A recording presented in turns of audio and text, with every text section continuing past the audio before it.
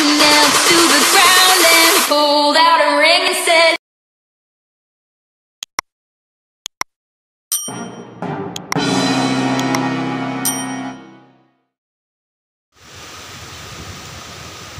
Ayan, ngayon ay magmamasilya ako dito mga kaibigan, ano.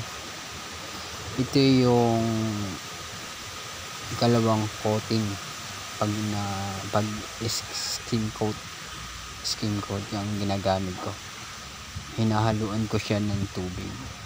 Yan, pagkatapos haluin ng tubig, haluin ko siya hanggang maging malapot para pagpapahid ko o pagbabata yan sa pader ay kumapit.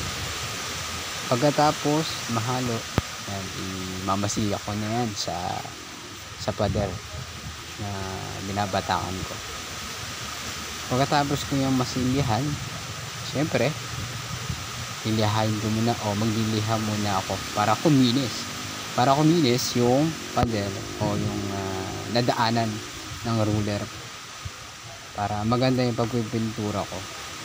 So ayan lang yung kunting tips sa mga gusto magmasilya.